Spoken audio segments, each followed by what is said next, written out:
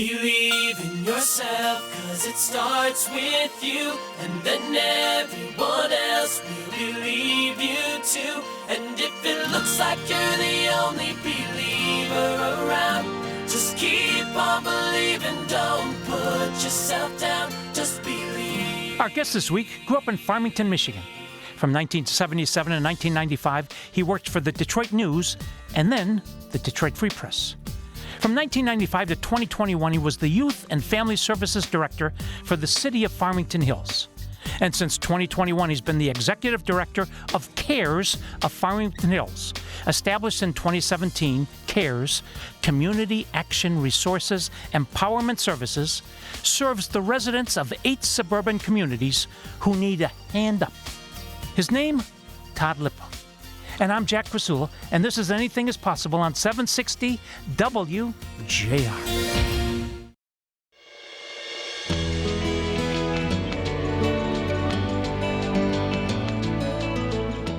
I'm Jack Krasula. This is Anything is Possible, and we're talking to Todd Lipa, the Executive Director of CARES of Farmington Hills. Todd, welcome, and honored to have you. Thank you, Jack. It's an honor to be here with you.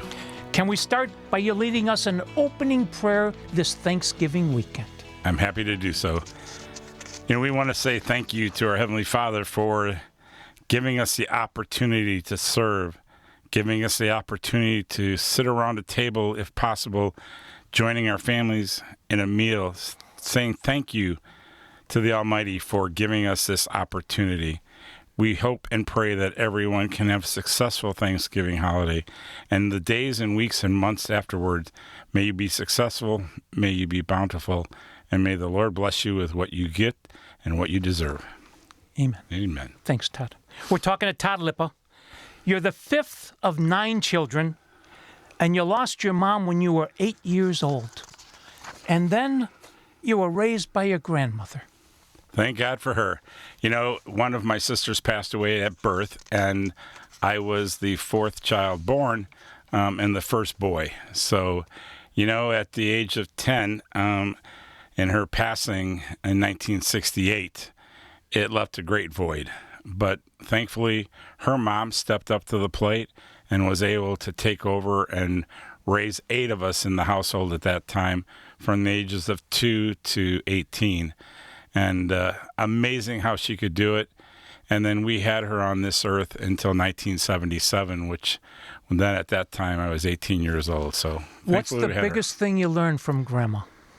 Grandma was a person who made sure that you understood to care about someone else. She cared about each of us, but she also cared about her employees, which she lost a lot of business when she was in Detroit during the riot times. But she always was someone who said, care about everyone else, and everybody will care about you. I think she also said, get up early, work hard, and so you started a 19-year career with the Detroit News, 15 years, and then the Free Press for 4 years. Talk about that chapter, and what time did you get up every day? Well, that was that goes way back. So my mom passed away in August of 68. In November of 68, I had my first paper out. So I was 10 years old. I'd walk across the street, put a bunch of papers and go deliver them. And when I turned 18, the very first day I turned 18, the Detroit News hired me. So that was a blessing. I had all those years to prepare to learn how to be a paper person. And I went there in 1977 and got a job putting papers in the back of a truck, and then moved up the ladder a little bit to where I had what I think was a successful career for the years I was there. But it was up early in the mornings. I always had the morning shift. Especially in my career path with the Detroit News and Free Press, because I also was coaching football and doing some other things, which I wanted to be at practice by noon. So taking the 3 a.m. shift in the morning and making sure people had first edition papers was where it all started. That 19 years chapter of your life, Todd, what's the biggest couple things you learned from that? I was lucky. I had a great mentor.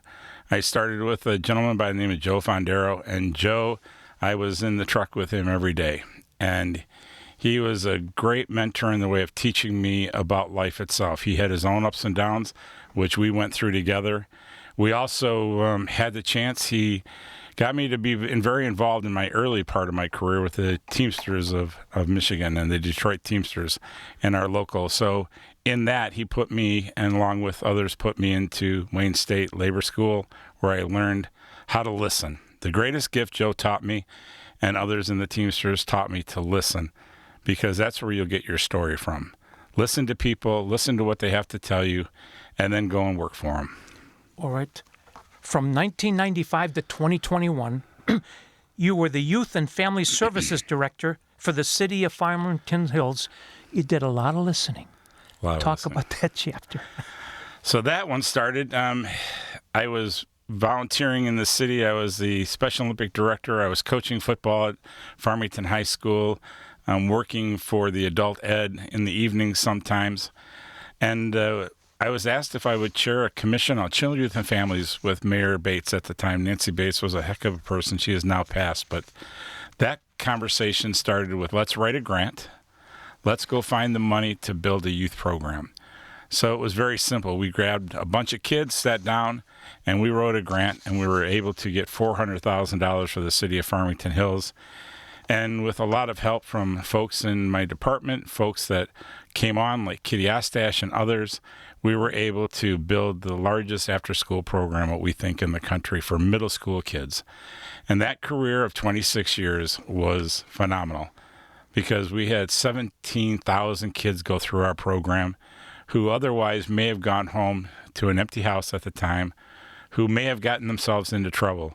But we were there to give them a safe place out of one of our 5 or 6 youth centers that were around town. So, kids coming in to the tune of 300 to 350 kids every day for a few hours after school, staying safe and protected by adults.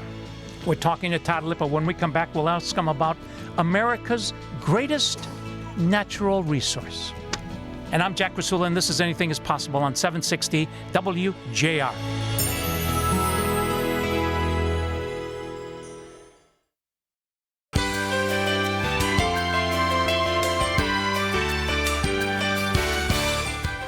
Welcome back to Anything is Possible. I'm your host, Jack Krasula. We're with Todd Lipa, who from 1995 to 2021, he was the Youth and Family Services Director for the city of Farmington Hills. Todd, America's greatest natural resource is our young people. That's Absolutely. our future.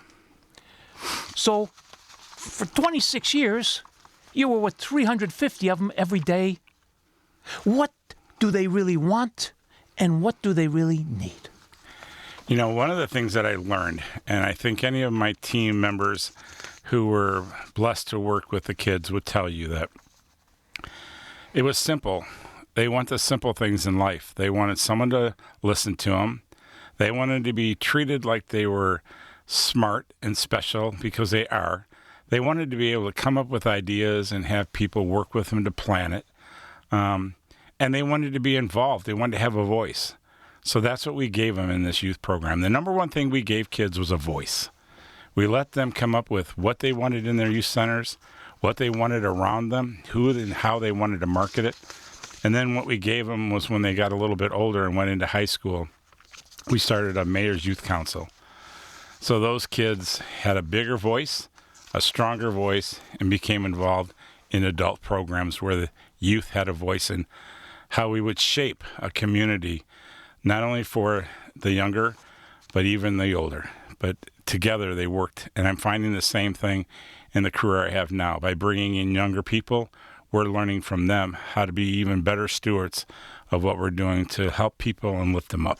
Speaking of community, a few years ago we had a guy, Chad Oyer, and he has something called Friday Night Lights in Birmingham, where he has teenage kids come. And I quote him now, "Kids don't need more things or events.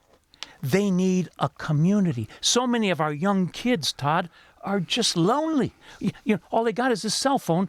Talk about the need these kids have for community. It's no different than any of us. No matter what age you are, you want to be around people that you can trust and care for and be cared by. And that's what happened with the youth program. All of a sudden, kids just became conscious of their surroundings. They became conscious of what they wanted in life. And you're right.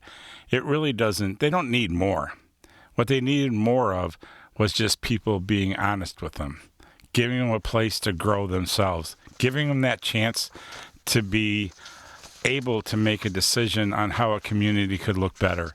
We were blessed. We had kids that got involved in some great programs, like dialogue programs, where they learned ethnicity and how to work with each other no matter where you came from. We found kids, wanting to go into career paths that on racial diversity. We found kids who went into the broadcasting. We found kids who just wanted to be doctors around the world. We found kids who wanted to just make a difference. A couple of the kids that we had the hardest time with early on today are carpenters and own construction firms where all they do is go in and fix up old people's homes or fix up a rundown home and try to make it better. So, we don't, and we never did try to judge our kids when they were little, because that's a hard time to figure out what they're going to be. So without a judgment, we just kept them safe, we kept them involved, and we kept them to a place where they could make some decisions to make the world a better place. We have to realize that a boy is the only thing God can use to make a man. And a girl is the only thing God can use to make a woman. All right. When I've had experts on, of teenagers, etc., I said, if you could give parents or kids one piece of advice, what would you tell these kids? And they always say the same thing. Forget yourself and help others. Very hard for young people to do. Very hard for me to do. How do you teach a young person to do that? You've got to start out when they're young. I've watched some really great parents. I never had kids of my own, but the really good ones didn't do anything special. They hugged their kids in the morning. They hugged them when they left for school. They hugged them when they came home.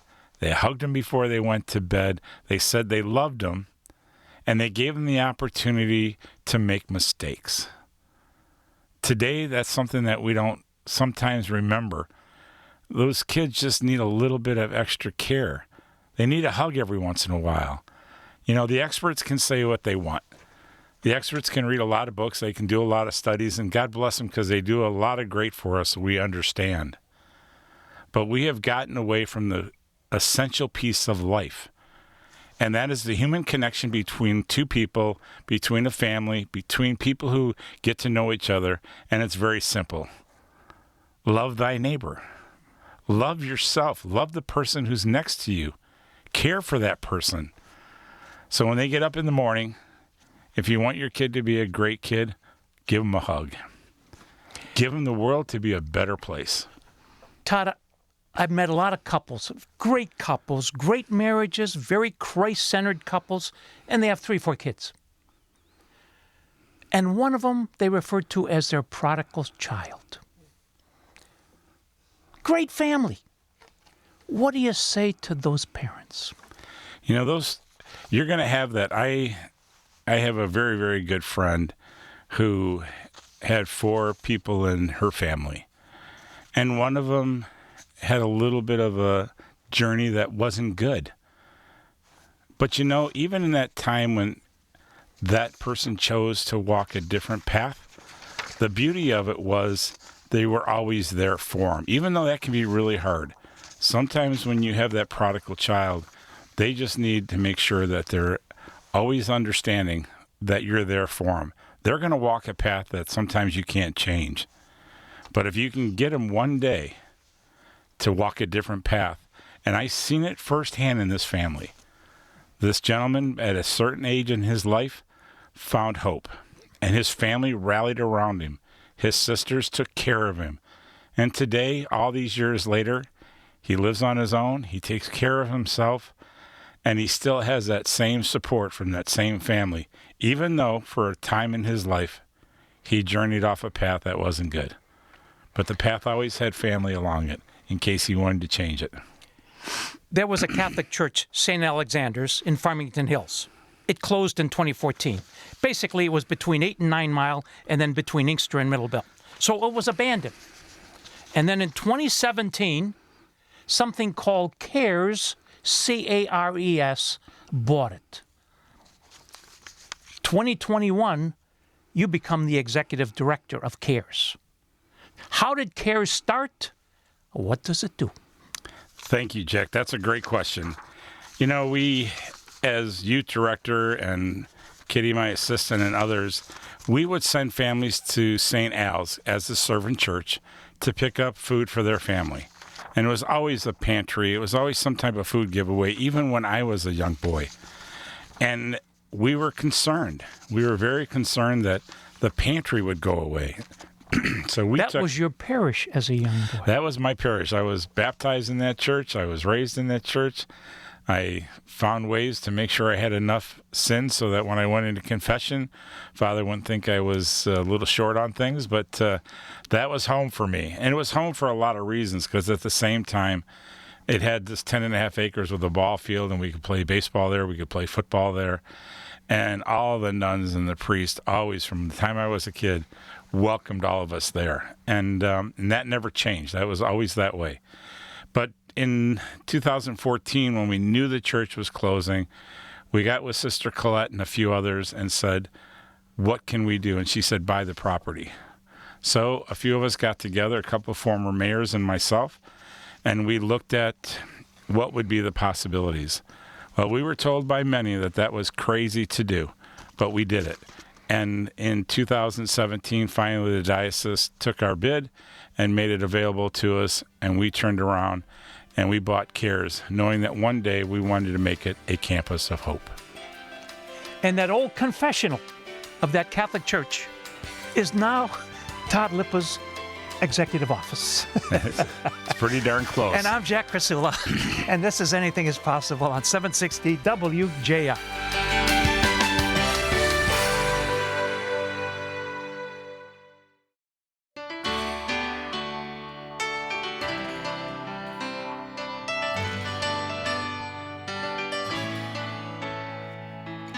This is Anything is Possible. I'm your host, Jack Krasula.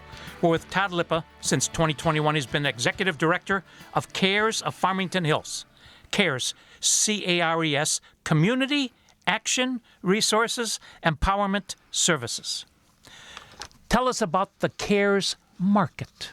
So the CARES Market came out of a lot of people thinking and wishing that we could do something for the community, along with the 42% of the folks who we have bridge card holders that come to our pantry every month.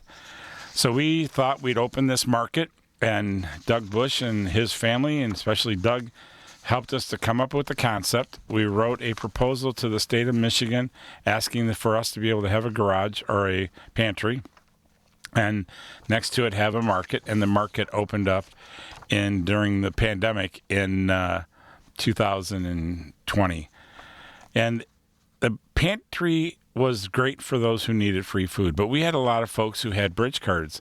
So we thought if we could open a market with reduced prices, they could use their cards there. Well, as it became even more important, we opened it up to the communities. And the market now sits on our property, right on our campus of Hope, and anybody can shop there. You can use your bridge cards, you can use your healthcare discount cards, and everything there is available to anyone who wants to walk in. What's great is when the kids get off the bus right across the street from us, they usually run in, get a sandwich or something, take it home, put it in the microwave, or most of the time they grab an ice cream and take that home too. So we're lucky. If you want to learn more, www.cares, CARESFH.org. CARESFH.org. And that food market is beautiful. It's like a little plum market. Thank you. We're very proud of it. It's a great way for us to be able to give back to CARES, because everything that's made in that market, 100%, goes back into helping us buy the food that lines our shelves for those that come in who need a little extra support.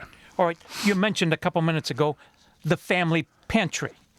Todd, paint for us a picture of a guest coming to the CARES family pantry. I'll take you back to a 10-year-old. You walk in, they give you a box of food. You try to hide it so that you don't have to have your buddies ask you why. So that was the thing that stayed in my mind all the time. So we opened up this pantry where once you become a member and you're in our 8 communities of CARES, you walk in, someone greets you with a good hello. They set you up for your next appointment. You get your grocery cart, and you walk up and down the 4 aisles that we have. On each side of that aisle, you find the commodities that you want to choose. You put those into your cart, and by the time you check out, you walk up to a counter. Someone scans your items just like they would in a grocery store, put them in your basket, and you walk out, where those same people that said good morning and welcome to you or good afternoon now say goodbye to you. We'll see you next month. So by doing that, there's a couple things that help CARES. One, everybody has an appointment, so we know when you're coming in. Two, cost-wise, it helps us quite a bit, because everything that you put in your cart is going to be something where you take home to feed your family. Where if we just gave them a box of food, you're going to take it home, and there's probably things in there either because you don't like it or because of health reasons you can't have it. So there's 15, 20, 30% sometimes in that box that may go to waste. If I'm walking up and down the aisles, I never have to worry about that because I'm only taking what my family will choose, and I'm only taking as much as I need. The beauty of CARES is people have learned to only take what they need, not everything they want. We're talking to Todd Lipa, Executive Director of CARES. Currently, you're serving 825 households. That's 1,900 plus people. You have 45,000 pounds of free food per month. And you support 8 communities, Todd. Farmington Hills, Farmington, Livonia, Southfield, Redford, Northville, Novi, West Bloomfield. Todd, come clean. You're telling us that people in West Bloomfield, Northville, Novi, Farmington Hills need help food-wise? Come on, Todd. I can tell you with all honesty, growing up in Farmington Hills, I had friends that did the same thing I did. You went to a food bank to get your food. You went to a food pantry sometimes. You got a free gift from the school. I also know that today, hunger has no idea of where you live. And people sometimes can be working but not making enough. So when you look at those communities, you say, how can those zip codes have an issue? It's very simple. You know, the economy has changed. People have been in great jobs, and then there's jobs that aren't there anymore. Sometimes they're not making enough to really cover everything. Sometimes they're making choices between medical issues, or even though sometimes they've aged to a point where they lost a significant other, and all of a sudden their retirement is reduced, their Social Security is reduced. They want to stay in communities like you just described, and that isn't as easy as it was before. So when people think that there is no hunger in suburban areas like the 8 communities you just mentioned, suburban hunger is true. And this has been the most shocking time in the 8 years that I've been around CARES. Because with the shutdowns and everything else, we have seen almost 70 new families who have a SNAP card, who are making it the best they can. But all of a sudden, without that, they either have to make the choice not to feed someone in their family, go hungry themselves, or come to a place like CARES. So CARES has stepped up, and CARES is feeding those families. We have an amazing group of 166 volunteers. The question to them and the ask of all of them this past few weeks has been, have patience, have understanding, understand that people are coming in who don't want to come to a place like CARES, but they have no choice. So if you're out there and you're listening to this radio station and you think there isn't suburban hunger, come to CARES, put your footprint on our property, and see firsthand that it is possible to be hungry in a community that has a zip code that in your mind you would think, no way. Because why not? Why not stop by? Why not see something that's making a difference in people's lives? I have worked really hard, and I'm getting to a point where people need to understand that hunger doesn't know if I live in Farmington Hills or I live in another city. It's hunger that has to be stopped. And we've got enough money, we have enough people, and we have plenty of voices that can send the message that suburban hunger should end. We're talking to Todd Lipa, www.caresfh.org. 45,000 pounds of free food handed out per month. You mentioned that you got 160 plus volunteers. I think if we recall, you told me you had 100 actual paid employees, too. No, I would wish we had 100 paid employees. If I said that, that was totally a miss. Well, that Kitty Ostash makes enough for like 65 of them, right? She does. She's she's number one. But, Jack, we do this with 5 paid employees.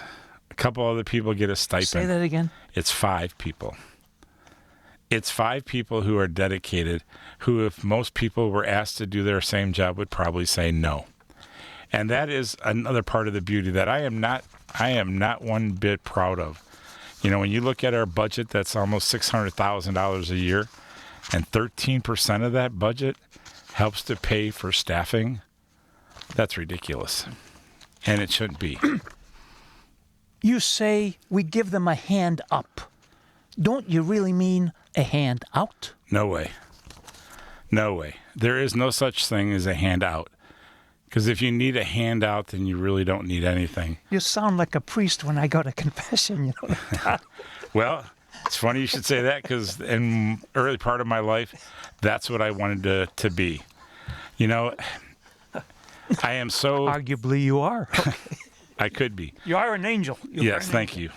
I'm just one of the people that can hopefully be part of a team that builds something that can not only help our people, but can be excited enough that others will take on the challenge of supporting families. The reason I loved your little piece there about hand up and hand out, I was never given a hand out. As a young kid who left his home by about the age of 13, I was given a hand up by 5 families who took me in to live with them. And when I turned 18 years old, I bought my own house. But for 5 homes, they took me in, gave me a lesson like no other. Never once was I told I was getting a handout. And as I got older and I became a little bit wiser, I looked back and I thought, how did I find 5 families who took me in, who taught me values, who gave me an opportunity not to be a kid who was struggling, but a kid who had family and values. So when I said, about that, giving your kid a hug, every one of those families, I was hugged. Every one of those families made me feel like I was theirs. We're talking to Todd Lipa. When we come back, we're going to talk about what else he does. He's got a side gig in addition to the 60 hours he spends as the executive director each week on CARES. And I'm Jack Krasula, and this is Anything is Possible on 760 WJR.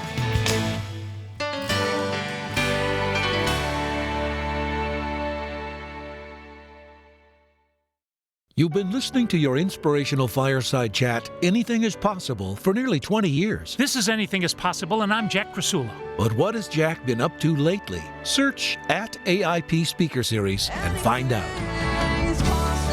Jack has interviewed thousands of historical voices, some of whom have offered him their philosophy of life, like Tom Izzo. And Tom writes, work hard, persistence always wins out, discipline is the highest form of love.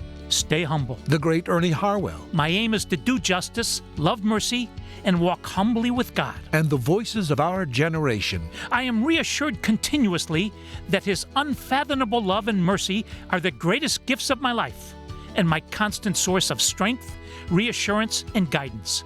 His Holiness, Pope Francis. @AIP Speaker Series is the YouTube channel where all of these jewels can be heard, including some of Anything is Possible's greatest guests. And we're with Mitch Albom. The Little Liar is really a book about truth and lies and the price we pay when we lie. This is Anything is Possible, and with Tom Watson. My father loved to play with the pros at the club. Developed a very quick friendship with Stan and played some golf with him. And then he would ask me to play golf with him and Stan. Our guest this week was born with a rare disorder characterized by the absence of arms and legs. His name, Nick Vujicic. Something that every human being actually deals with, Jack. It's the choice of continuing to believe or giving up. And recordings of the AIP Speaker Series events at St. John's Resort. Go to YouTube and search @AIP Speaker Series. It's free. And remember, Anything is possible. Spohome.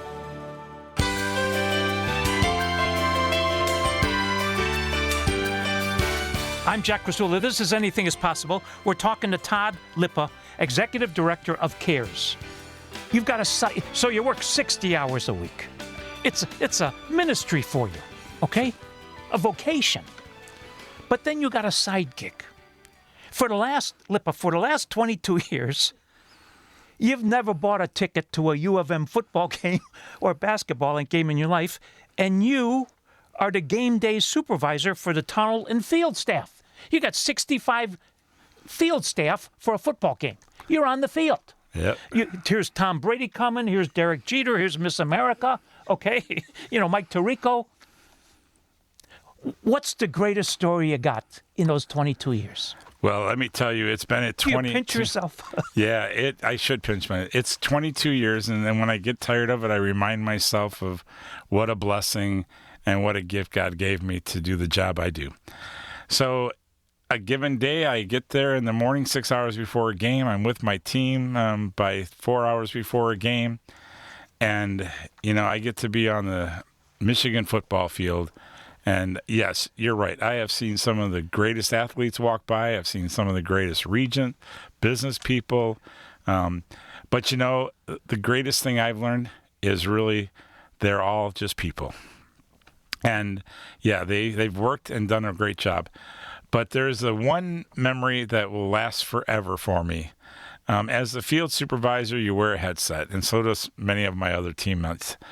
And I was standing at the bottom of the tunnel, at the very bottom, just as you go onto the football field where you watch Michigan leave the tunnel every week. And a little guy comes up to me and says, "Mister, take your radio and call Coach Rich Rod and tell him to throw a bomb into the northwest corner." And I said, "I don't know if the coach will listen to me right now, buddy."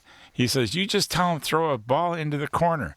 So I pretended like I was calling in a play. I said, "Coach, this little guy up here in the stands wants you to throw a ball down in this northwest corner. He knows it's open. He says it's there. Throw it." And the little guy says, "You called it in?" I said, "Yeah, I don't know if the coach will call it."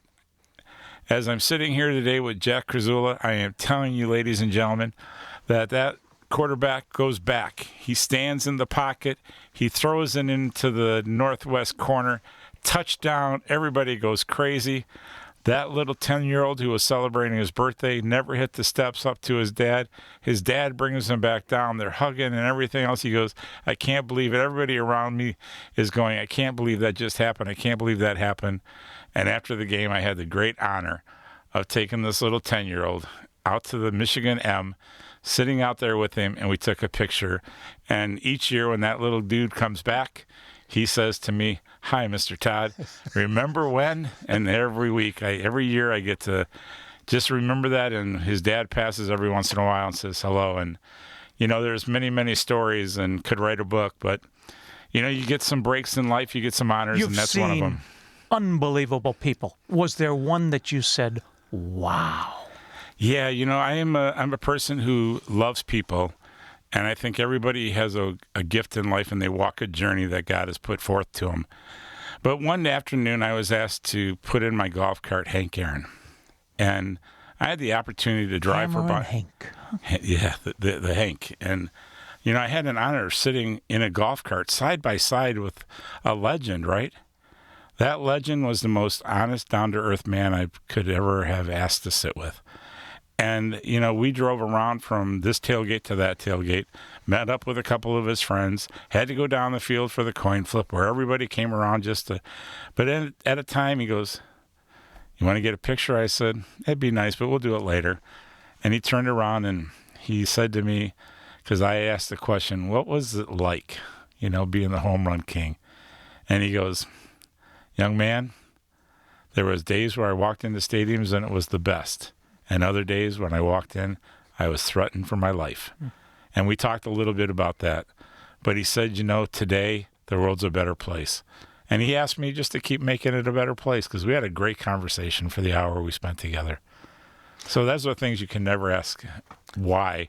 You just ask, how did you happen to get that? A listener's driving and has just had Thanksgiving dinner with his or her family. Stuffed to the gills, food unbelievable. And he or she's been touched by your thoughts, by your love. and that listener says, Todd, what can I do?